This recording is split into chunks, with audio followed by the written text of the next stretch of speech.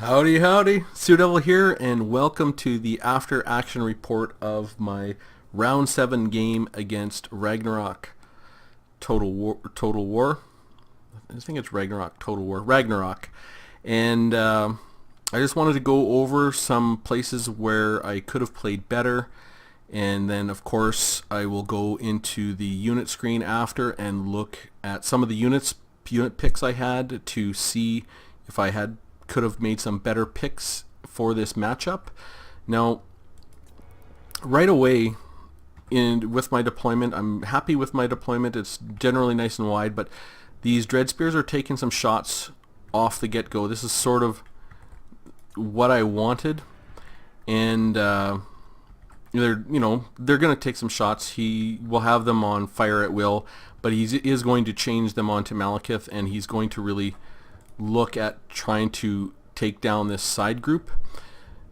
The very first thing that I wanted to do is, I looked at his army and I saw these Shopti with Great Bow, and I didn't see the Regiment of Renown. I was looking for that Regiment of Renown to cast Word of Pain on, because that Word of Pain is minus 60% accuracy. So I really want to get my units around this edge and get these units again around this edge. And I didn't quite accomplish that. I just got the attack order. I'm going to get this infantry engagement going, and I want to get that Word of Pain cast. So I get that cast here, minus 60% accuracy on these Shopti with Great Bow, and then I leave Malekith just sitting still. And watch this. Bang. They're focusing on him. They're going to do a lot of damage. So that was the first mistake, and that could have been actually pretty costly. I should have actually just put Malekith on an order to come back and forth, or just to be able to dodge some of that. So sort of the first big mistake that I made in the match, and it could have been very costly had he had all 4 units focused on Malekith. Malekith sitting dead still, not going anywhere. Yeah, he has a shield, but he's going to take a ton of damage, and definitely a big error. These Harpies, I just love them. You can just come in wherever I want. And I'm bringing these Cold One Knights around this side, but here is the second mistake that I make. So I'm just going to post up, send my Cold One Knights in against that Tomb Scorpion, and just try to start counter-firing against those Ashopti with Great Bow. So you can see my orders are to fire that Ashopti with Great Bow. So this was actually not I feel really this was a mistake. I should have brought these guys out straight to the back. I could have engaged his Tomb King with my Cold One Knights and really put these guys on skirmish and shot the Tomb King. They're stuck in the front line. They gotta move. I should have been able to recognize that these guys can't stay here. My infantry is coming. I've got some Black Ark Corsairs, Dread Spears, my Witch Elves, and they're still on auto run. But this isn't a bad engagement. Getting these guys Cold One Knights against this Tomb Scorpion and shooting into these Ushapti with Great Bow, but it's not the best engagement. I really should have pushed them around and posted up here with my Dark Riders and tried to attack into his Lord and put pressure on his Lord. He would have had to push back with a Tomb Scorpion, but it just puts everything in a better position. I put myself in a better position, so I'm actually in not the best position I can be in right here. So my line is starting to engage. So on this, I'm also very happy with the engagement. I like these Witch Elves on the Tomb Scorpion, because the Tomb Scorpion isn't terribly fast. These Witch Elves are pretty quick, but they put that marked by Cain or whatever. Let me see if I can grab the Witch Elves here. What is it? Yeah, Madness of Cain, minus 20% speed, minus 10% melee defense. So this is exactly what I wanted. I feel good about what I did here, and I've got these guys engaged. Now he's going to want to get these Tomb Guard or something to come out and help, and everything in here is good. I have brought these guys around properly. Now I can just push into these Ushapti with Great Bows. With all these guys, I like this. I should have done the same thing with these guys on this side. Had more of an angle to come in for a rear charge, because these guys are coming in. He's got to move these, so he's already pushed this order to get these guys to come back in here, so they're going to go to where I should be, right? and this Tomb King is actually quite vulnerable. Now he does have Skeleton Spearmen, he does have Tomb Guards up here, but he's committed these Tomb Guards to the front line, so his Tomb King is actually quite vulnerable. But had I just, this is just the right place to be no matter what, I think, in this, because you know, no matter in every scenario, I'm going to be better posting up over here. Now I've got Malekith on the move. I'm bringing him kind of into this spot, and then I'm going to push him into a good engagement. I mean, Skeleton Spearman, he is on a horse, but Skeleton Spearmen are not very good. I just don't want to be against these Tomb Guards. So these Tomb Guards have come to help against the Black Ark Corsairs. Black Ark Corsairs are going to do just fine. These guys only have 50 armor. And now my rear charge is going off. I'm going to get everybody into that engagement. And this engagement is just going to play out. I'm not really going to think about this. I've got attack orders on this guy. He's got the Madness of Cain. He can't control him. And these guys are, you know, Witch Elves and Dread Spears, you know, anti-large. You know, they don't have armor piercing, but he's often going to be, low, you know, he's at 85 armor there. He's often going to have his armor lowered. So, going to send Malekith in here and get into that fight. Happy with that. Everything's going right here. I just got this big mistake over here. So I'm just going to let it play a bit so we can get to the other mistakes I made. And yeah, this is I'm fine with this engagement. Black Ark Corsairs taking up 2 units and coming in with Malekith to do some damage here and getting a really great rear charge. And I've just consumed these guys. Now, he's brought these guys into the back line. And at first, I think I'm going to give these guys orders to shoot over here, but you know, we'll just let it play. Had I been over here, this couldn't have happened. Then I figure out that, you know, I don't want to trade fire with these guys. They're just better, right? They're gonna destroy me, and they're gonna, maybe they hit Malekith. So I just break off from this engagement and just come straight up to these Ushapti, and I just give them a charge order. So you can see my charge order. I just want to get in and muck them up. Now these guys are getting buckled, like my Cold One Knights. So here they're going to go out to here, and I'm just going to forget them basically for the rest of the match. So here's the first mistake. You know, these are, I could send them in for a charge right now. They've got the leadership. They can charge into that Tomb King, into the Tomb Scorpion, but this is just, you know, 16 models completely wasted for the rest of the match, and it could have been very costly. I'm happy with what's going on in this back line. Malekith is in here buckling these Skeleton Spearmen. You know, this whole side of the battle is the matchups that I want, and I've got everything going the way that I want. But here, again, big mistake. These guys are free, right? I've won. The Black Ark Corsairs, the Dread Spears, the Witch Elves, you know, the Cold One Knights, they're all free. They can all move, but I don't give them move orders.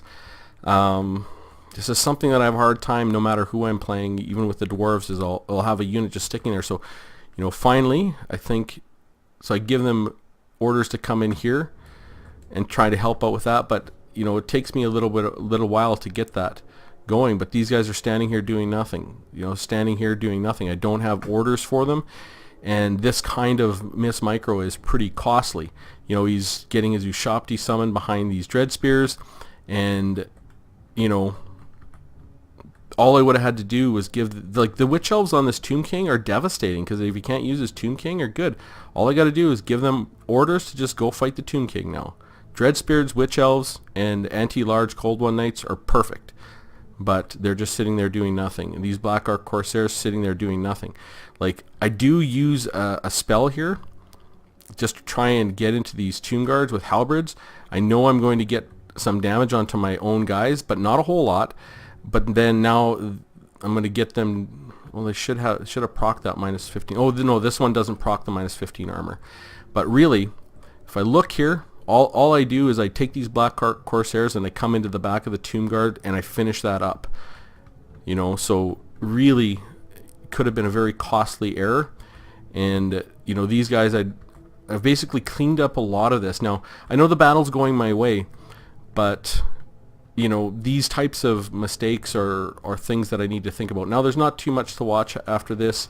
You know, I do start, you know, everything starts crumbling, and then it's a lot easier to just go and start picking your guys that are not doing it. But just look at how much time these guys spend doing nothing, right? So now I'm finally collapsing.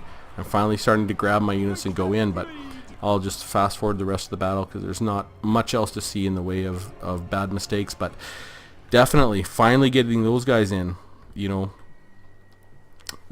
these kinds of mistakes really can make a difference, and you know, it highlights a part of my play that I want to definitely improve and improve on my micro. So I'm going to skip over to the battle screen, and we're going to look at the picks and look at their performance. You know, just looking at these. Yeah, we'll go to the battle screen and look at it actually. So I'll be right back. Alright, so I think this is more or less the army that Ragnarok brought. The Tomb King's pretty expensive, but pretty flat. Otherwise, these guys are all 1,000, 800, you know, 1,000 for the Tomb Scorpion. So a pretty level army, which has armies that I like. You know, you look at my army, nice and level. This is something that, you know, I don't know why. I think it appeals to campaign players, especially on Legendary, for some reason. I'm not too certain. I'm not too certain why. I really not. But when I look at the performance of my units, these harpies I love. I mean, I think I bring these harpies every time. They're useful in so many situations, even if they were going to help against Cav, you know. So I was worried about these, where are they? The sepulchral stalkers. You know, they're a pretty good unit, and they're armored, and they're not very fast. So, you know, these guys are going to be good in that. Now, these Cold One Knights did not really perform very well. I don't know if they're the right unit to bring in this matchup, but at the same time, they are anti-large, armor piercing. Had he brung the sepulchral stalkers, and I didn't have them, I would be a sad panda.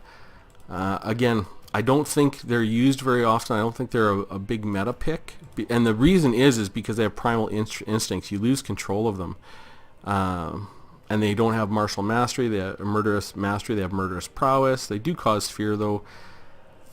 You know, I don't know if there's a better anti-large option for this. You know, yeah, I could have had one black dragon instead of those guys. Maybe that would have been better. Not really sure. You know, if I remove those guys, and you know, let me just unchevron my army here. I remove those guys. Do I get Blackguard of Nagaron? Well, I don't know. They're never going to catch those guys. I mean, they only got 31 speed. You know, the Cold One Dread Knights, again, they have the primal instincts, but they don't have that anti-large bonus. And their charge bonus is good, but it's not outstanding. You know, how are you going to deal with those large units if you can't catch them? You know, maybe you just go with extra skirmish and have 4 Dark Riders, and you know, you kite them out. That could be, you know, you could go 4 Dark Riders, and the Harpies were good. You know, you could definitely take a Dread Spear out, go with 4 Harpies and 4 Dark Riders. This, I don't think this would be awful, because those Harpies are, like, what you can do is you tie them down with the Harpies and just shoot in with your Dark Riders. This wouldn't be awful for the back line. You know, I'm really not sure. I really do like the Harpies. The Dark Riders, they didn't do much in this fight, but then again, I sent them in to fight against the Ushapti. You know, had I had 4 Harpies, instead I could have sent all my Harpies to fight in and just kited the Tomb Scorpions or his War Sphinx. Now, this War Sphinx, these guys have 90 speed. This War Sphinx only has 80. I mean, they can just kite all day. They're very good. I could have kited out and used all my ammunition. This might have made for a better back line.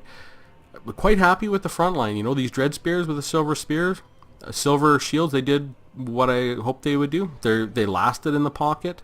These Black Ark Corsairs were very good against the Tomb King infantry. These Witch Elves were fantastic. You know, they're just such a good unit. I've seen I've seen some high level play, specifically Turin, I think Gobbo King. I don't know if I've seen Janet play this matchup, but I've seen I think Dov plays, and seen high level play where high level ladder players don't like these low level infantry. They like the Blackguard of Nagaron, or the Harganeth Executioners and the Blackguard of Nagaron. But these Witch Elves I think are good, and this, and I don't see them bringing Harpies, but definitely the 2 Dark Riders are very common. Witch Elves maybe not. Sometimes you don't see them, but definitely Malekith is common. I've seen Marathi in this fight as well. But then you bring a couple Blackguard of Nagaron, 3 Harganeth Executioners, and that's a lot of gold. Boy, that's a lot of gold. You only have 2,500 left over on your spend, and you need some sort of mobility. Like I don't think you can bring Malekith on a dragon. I think a dragon is tough, but I've also seen a War Hydra in there. And then you're kind of at the end of your gold. So even if you have Blackguard and Nagaron, save a little bit of your spend, bring in a Witch Elf. You can't even get 2 Blackguard Corsairs. Maybe some Dread Spears, something like that would be maybe not on meta, but this reminds me more of what you see with high level play. Those Blackguard and Nagaron. I know Turn really likes those type of units, but there's no armor to be pierced. But what the high level players like about them is their leadership, and they just last and last and last, and their armor is so good. They're very, very strong in that they last till the end of the match. Now, yeah, and the War Hydra can do very, very good in this matchup. I just didn't like it. I don't know. I think the concept of using this Spiteful Conjuration along with lower tier infantry that has no armor piercing was a reasonable one. If not I'm not saying it's the best one. It's just reasonable. And these Witch Elves, I just think they're so good. They're gonna do good against their infantry. Like you can put them up against pretty high level infantry, and they're still going to do pretty good. They're just a really good unit. And the nice part is, they're not going to kill their big constructs fast, but when they make them go crazy and they have no control over them, it's very frustrating to play, for one thing, and they can't move them around. Madness of Cain is very powerful. Minus 20% speed, rampage, and minus 10% melee defense. It's quite a powerful use, and I didn't use these Witch Elves against infantry. I used them for the most part, against the constructs, those 2 Tomb Scorpions, but it worked. Those Tomb Scorpions couldn't move around. Like the one at the end of the match on his right flank, my left flank, got loose and started getting some kills, and the other Tomb Scorpion also got a lot of kills, but I was able to have Dread Spears there the entire time with that big anti-large bonus holding that Tomb Scorpion up. And maybe that's not the most cost-effective matchup, in that I've got 1,250 gold tied up with 1,000 gold, but it's a winning matchup. You saw with that Tomb Scorpion on my right flank, his left flank, the Witch Elves and Dread Spears just won. Just plain and simple. They beat the Tomb Scorpion and had lots of health left. So, I don't know. Could I improve this build? Absolutely. Is this the best build? For sure it's not. I know it's definitely not. But the biggest thing was, are these Cold One Knights the right pick? I don't know. I do really like those Harpies. They're just so good. But are these Cold One Knights the right pick for this matchup? I don't know. But I like having that armor piercing and anti-large. That's a big anti-large bonus, 14. Charge bonus is 56. Because you look at the charge bonus of these other guys, it's only 42, you know, and they're a unit that costs 13. I mean, they have 38 and 42 stats, so they have 30 more stat points. That's not nothing, and they have 6 more weapon strength and 30 more armor. You know, these guys are an elite unit, and I believe they have murderous prowess. They don't have murderous mastery. Well, that's weird. Cold One Dread Knights. So is it these? Do these guys have murderous mastery? Nope. It's just the Blackguard and Aggron that has murderous prowess. Oh, maybe murderous mastery. Okay, so the Witch Elves have it. That's the 120 seconds.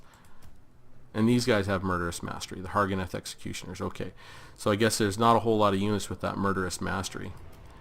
I'm just curious to find some of them. You know, most of them just have murderous prowess. Yeah, that's what it looks like. Just 2 units have murderous mastery. The Witch Elves and the Harganeth Executioners. These guys might have. The Death Hag has murderous mastery. And some of the lords just have murderous prowess. Ah, interesting, because that's just murderous prowess. It's not murderous mastery. So, yeah, I don't know enough about this matchup to say whether this is a decent build or not. What I could improve upon. You know, I think the improvements to be made for my build, you know, I could have not taken Malekith.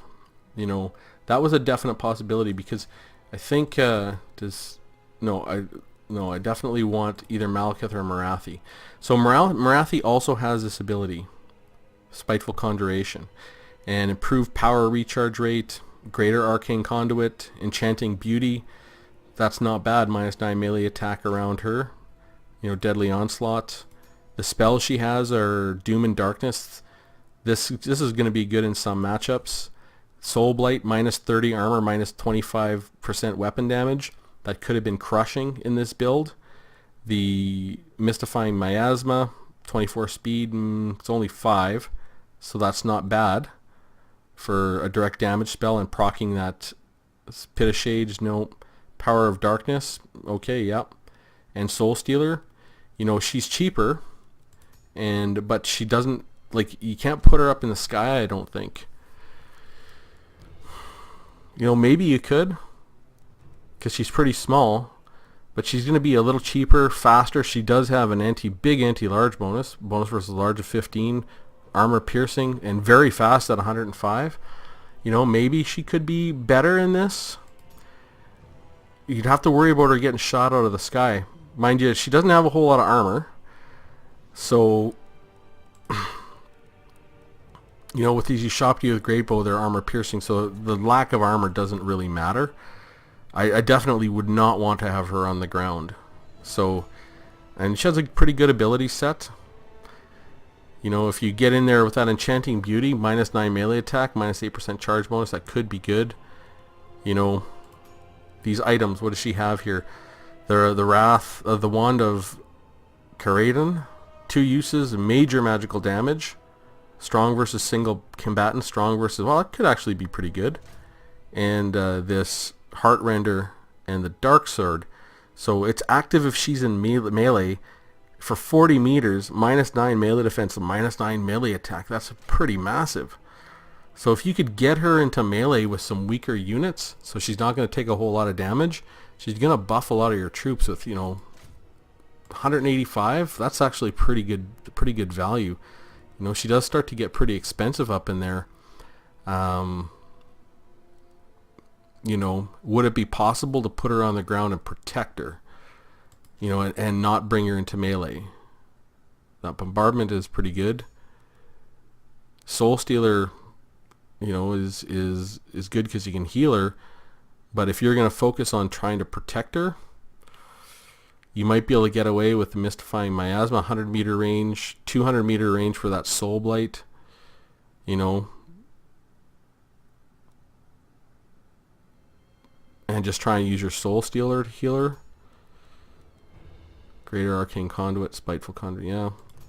take her off that mount, make her a little bit cheaper, and then you have 700 gold left. You know, like you might even be able to pick up a pretty good unit in that, but you need something very specifically to protect her, right? If you're gonna bring her on the ground. So I mean, definitely another option, you know.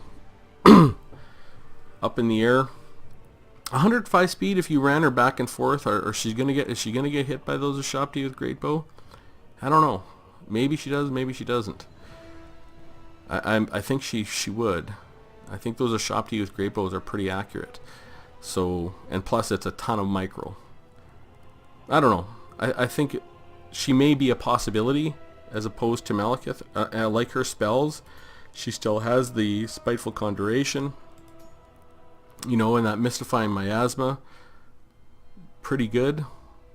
You know, minus 24% speed for anything that's coming after this. This Soul Blight would work good with this army. You know, you cast that on that minus 30 armor where the Black Ark Corsairs are fighting. You know, the infantry, these guys only have 10 armor, but these guys have 50. So minus 30, minus 15, they would have 5. You know, these guys would have, you know, 65. Something like that. So 70, 55 armor. That could actually be a definite possibility. If you were going to go for this style of build, put her up in the air so she can at least get around. Try and keep her. You're not going to keep her out of the range of these guys because they have 255. So you need something to go in and deal with them. So, you know, definitely need something to go and deal with those ranged. So maybe you can cut one of these guys and one of these guys. Go a little bit lighter on the infantry line. Get 2 harpies.